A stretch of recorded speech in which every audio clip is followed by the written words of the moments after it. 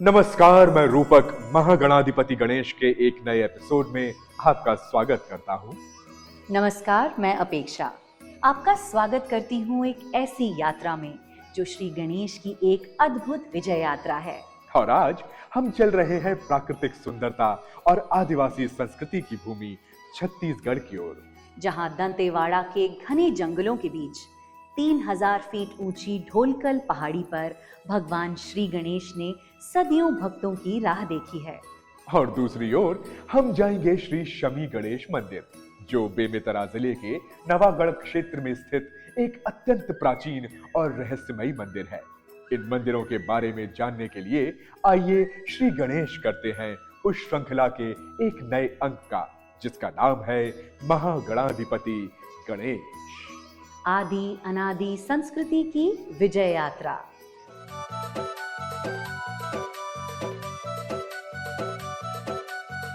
छत्तीसगढ़ की आत्मा यहाँ के आदिवासी समुदायों और उनकी संस्कृति में बसती है, और प्रकृति के साथ उनके गहरे जुड़ाव में स्पष्ट देखा जा सकता है कि छत्तीसगढ़ वासियों के लिए प्रकृति का हर कण पूजनीय है। और यही कारण है कि यहाँ के देवी देवता अक्सर ऊंचे पहाड़ों या घने अरण्यों के मध्य विराजमान होते हैं।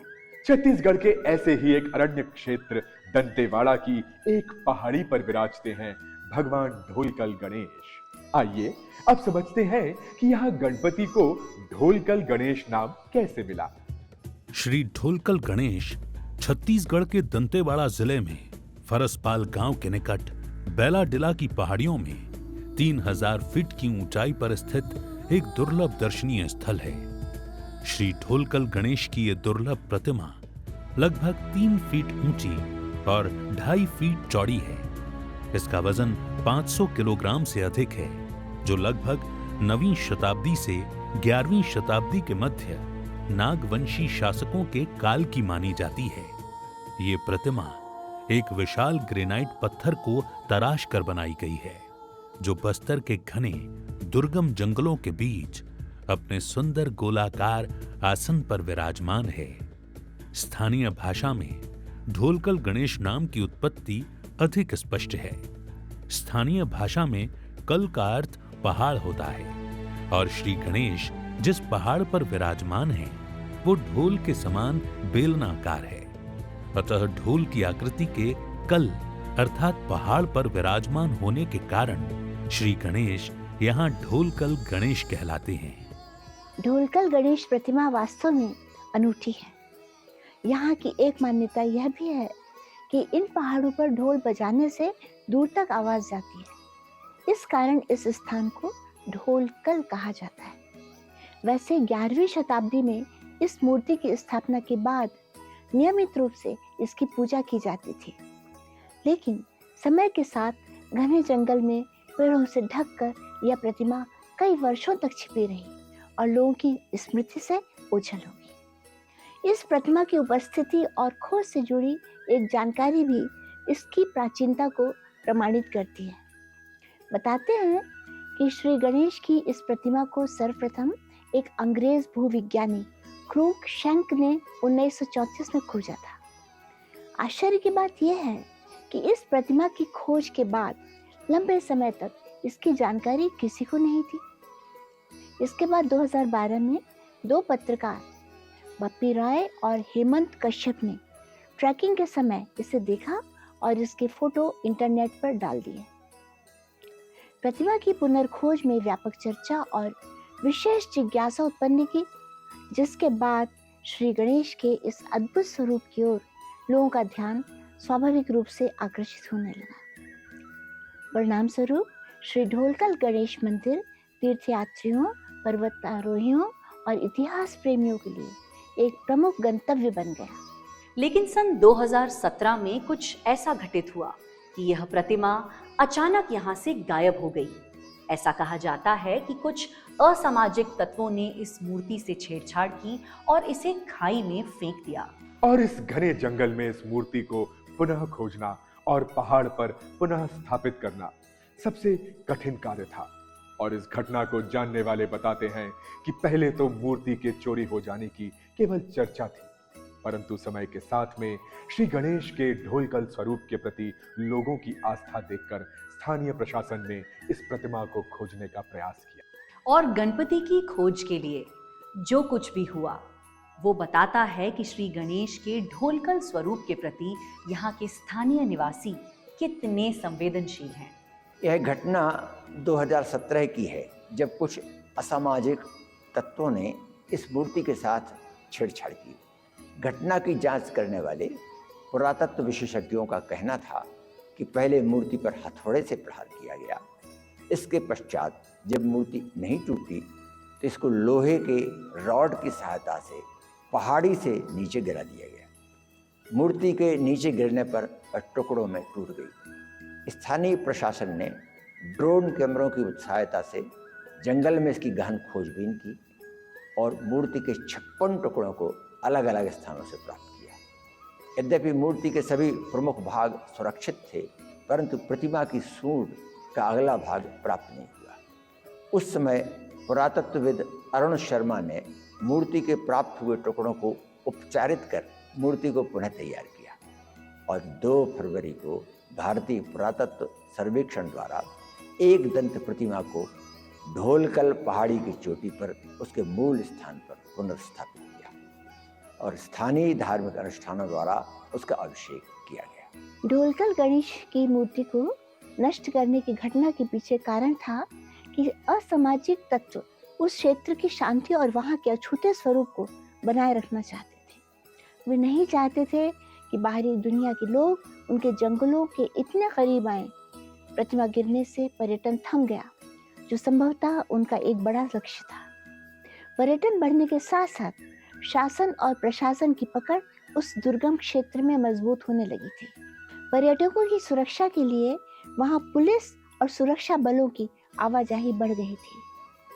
असामाजिक या विद्रोही तत्वों के लिए सुरक्षा बलों की मौजूदगी उनके छिपने के ठिकानों के लिए खतरा बन गई थी।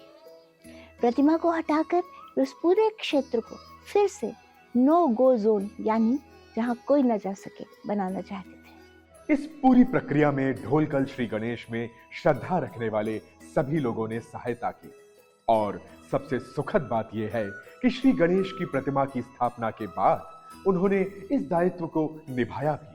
अब वहाँ के ग्रामीण स्वयं गाइड बनकर और पर्यटकों की मदद करके इस विरासत की रक्षा कर रहे हैं। पर्यटकों की बढ़ती संख्या को देखते हुए प्रशासन ने पहुंच मार्ग को सुधारा और साथ के गांवों में होम स्टे, ट्रेकिंग गाइड्स और छोटे व्यवसायों को बढ़ावा मिला, जिससे स्थानीय अर्थव्यवस्था को नई मजबूती मिली। और इस पूरी घटना से पता चलता है कि श्री गणेश जहां भी उपस्थित होते हैं, वहां अपने भक्तों के जीवन का एक अभिन्न अंग बन जाते हैं। रूपक, मैंने सुना है कि यहाँ के आदिवासी इस पूरे क्षेत्र की उत्पत्ति को श्री गणेश से जोड़ते हैं। बिल्कुल अपेक्षा, ये सच है, लेकिन इसको समझने के लिए हमें उस युद्ध के बारे में जानना होगा जो पौराणिक कथाओं के अनुसार श्री गणेश और भगवान परशुराम के मध्य इसी स्थान पर हुआ था। पौराणिक कथाओं के अनुसार भगवान परशुराम ने एक बार शिव जी से शक्ति प्राप्त कर एक बड़ा युद्ध जीता था। इससे प्रसन्न होकर वे महादेव के दर्शन करने कैलाश पहुंचे। उस समय महादेव अंतःपुर में थे और श्री गणेश अंतःपुर के रक्षक थे, तो उन्होंने भगवान परशुराम को अंदर जाने से रोक दिया। जब परशुराम ने बलपूर्वक अंदर जाने की चेष्टा की तो श्री गणेश और भगवान परशुराम के मध्य भारी युद्ध हुआ। युद्ध में भगवान परशुराम के अपने परशु के प्रहार से गणेश जी का एक दांत टूट गया। ऐसी मान्यता है कि बाद में भगवान परशुराम को पश्चाताप हुआ और उन्होंने इस पहाड़ी पर श्री गणेश की प्रतिमा की रचना कर उन्हें एक दंत गणपति के रूप में प्रतिष्ठित कर दिया। ढोलकल गणेश की प्रतिमा के हाथ में टूटा दांत इस घटना का प्रतीक है। गणेश और भगवान परशुराम के युद्ध में भगवान परशुराम का परशु या फरसा इस गांव में आकर गिरा। यही कारण है कि उसी फरसे के कारण इस गांव का नाम फरसपाल हो गया। गांव के नामकरणों में तो हम इस युद्ध की कथा के प्रमाण देखते ही हैं। इनके साथ यहाँ के निवासी कुछ प्रत्यक्ष प्रमाण भी प्रस्तुत करते हैं। यहाँ के निवासियों का कहना है कि श्री गणेश के साथ युद्ध में भगवान परशुराम का परशु या फरसा इस पहाड़ी पर गिरा और उस पहाड़ी का पत्थर आयरन ओर या लौह अयस्क में बदल गया। संभव है कि स्थानीय निवासियों की मान्यता मात्र हो, परंतु यह सत्य है कि ढोलकल गणेश के निवास स्थल या दंडकारण्य के जंगलों के इस दक्षिणी भाग से ही सर्वाधिक आयरन ओर या लौह अयस्क प्राप्त किया जाता है।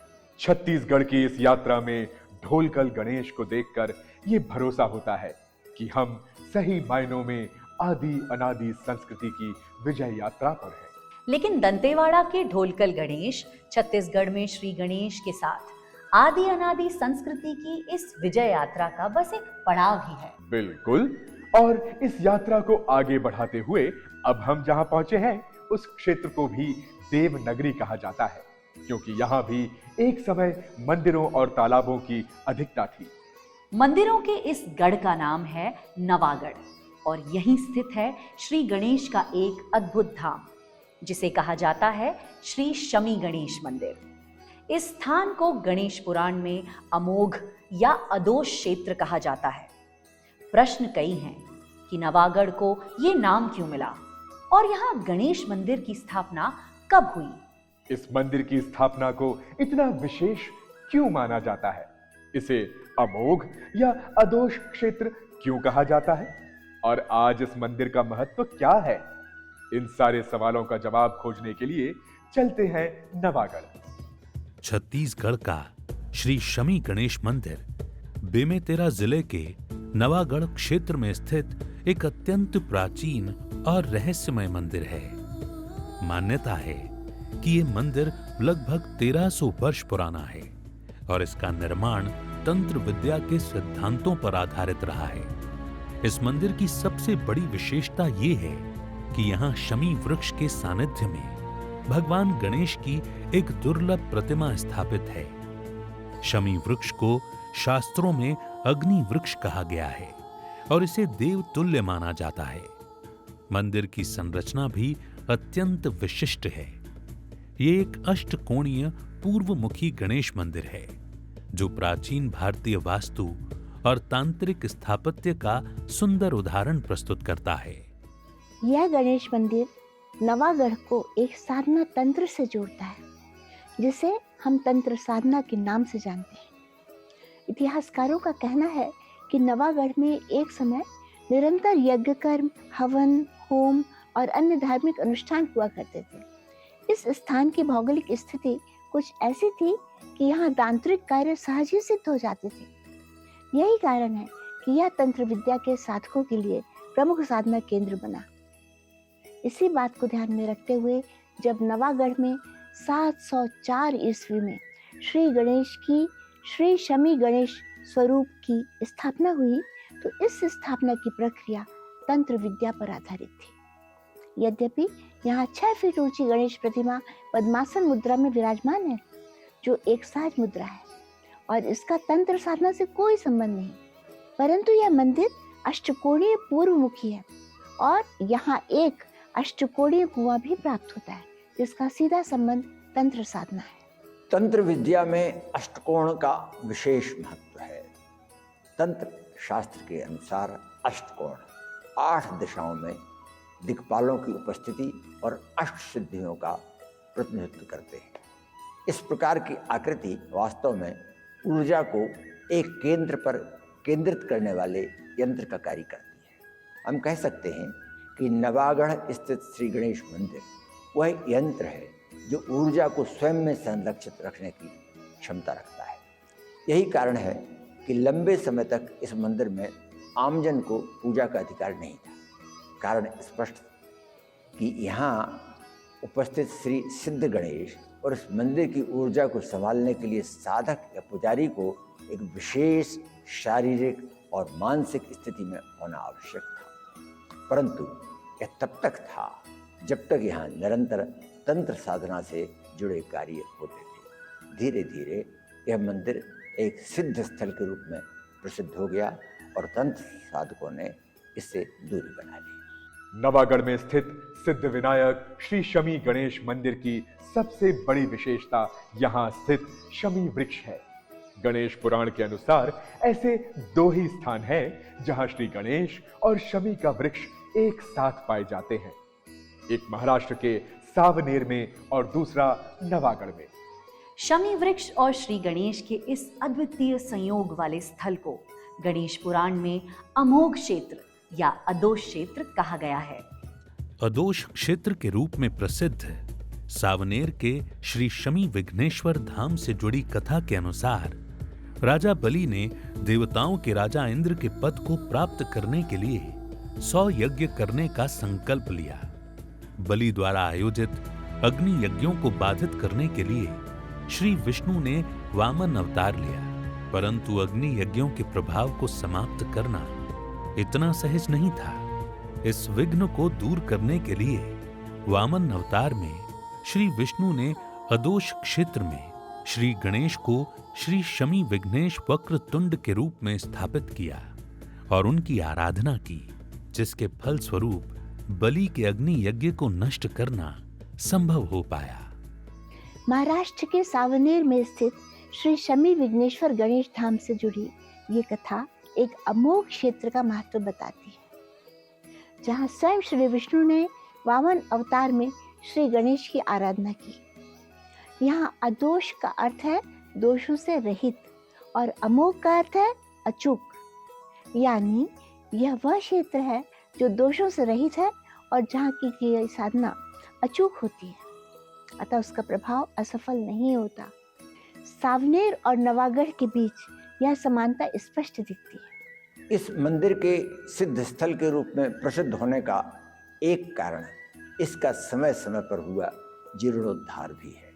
ऐसा कहा जाता है कि यह मंदिर पहले आमजन की पहुंच से दूर था, लेकिन सन 1880 में महाराष्ट्रियन ब्राह्मणों और सैनिकों ने यहाँ पूजा आरंभ की, जिससे इसकी प्रसिद्धि महाराष्ट्र में अधिक हुई और वहाँ से श्रद्धालुओं का आना आरंभ हो गया। बाद में 2013 में यहाँ के सिद्ध विनायक सेवा संस्थान ने भी इसको सिद्ध विनायक गणेश मंदिर का रूप देने में सहायता की।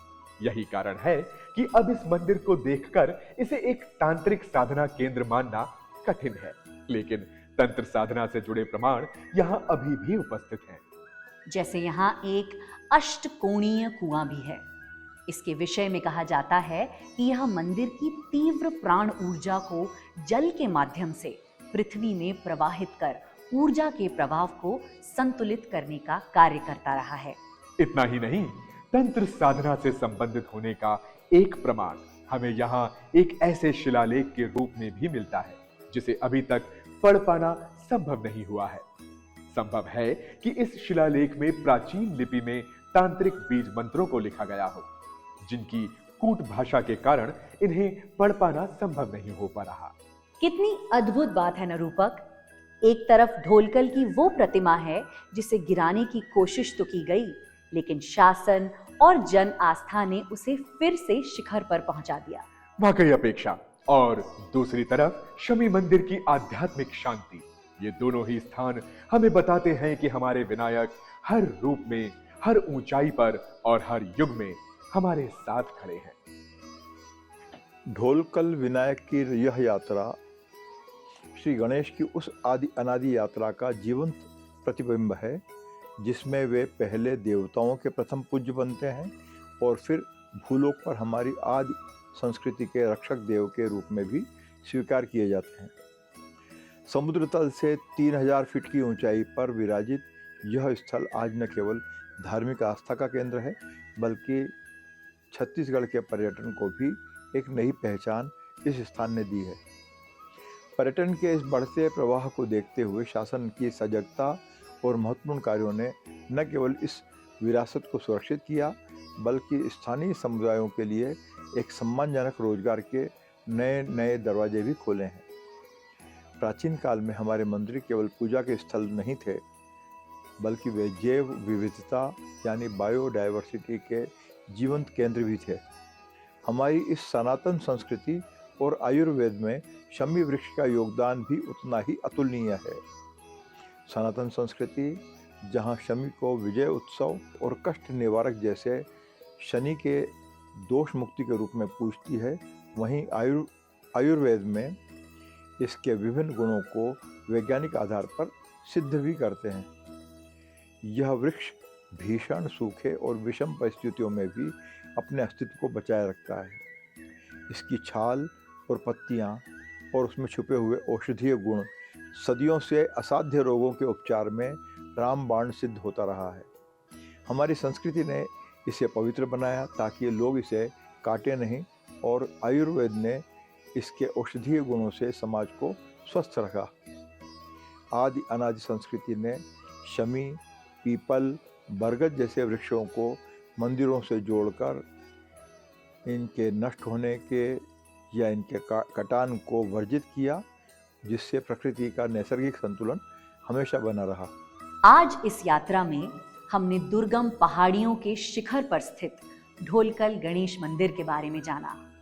एक दंता गणपति का यह रूप त्याग, तप और धैर्य का संदेश देता है, और इसी कारण ये स्थल तीर्थ यात्रियों के साथ साथ पर्वतारोहियों और इतिहास प्रेमियों को भी अपनी ओर आकर्षित करता है। साथ ही हमने देखी शमी वृक्ष के सानिध्य में विराजमान श्री शमी गणेश जी की दुर्लभ प्रतिमा, जो तांत्रिक सिद्धांतों, प्रकृति एवं ऊर्जा संतुलन और गहन आस्था का प्रतीक बनकर सामने आती है। ये मंदिर न केवल प्राचीन तंत्र साधना की स्मृति है, बल्कि आज भी भक्तों की मनोकामनाओं से जुड़ी हुई जीवंत श्रद्धा का केंद्र है। और इसी श्रद्धा और विश्वास के साथ ऐसे ही गणपति के कुछ और अद्भुत स्वरूपों को खोजने के लिए जुड़े रहिए हमारे साथ केवल वीर भारत पर। तब तक के लिए आदि संस्कृति के रक्षक श्री गणेश के एक दंत स्वरूप का ध्यान कीजिए और देखते रहिए महागणाधिपति गणेश, आदि अनादि संस्कृति की विजय यात्रा। अभी के लिए नमस्कार।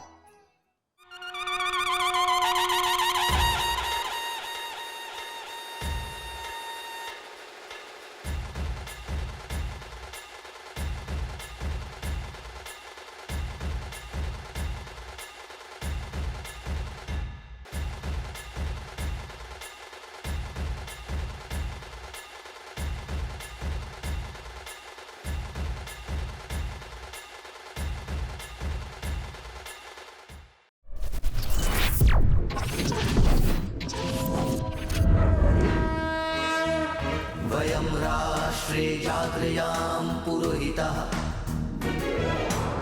हम राष्ट्र आराधक भारतवर्ष को जागृत और जीवंत बनाएं। युग युगीन भारत के कालजयी महानायकों की तेजस्विता की गौरव गाथा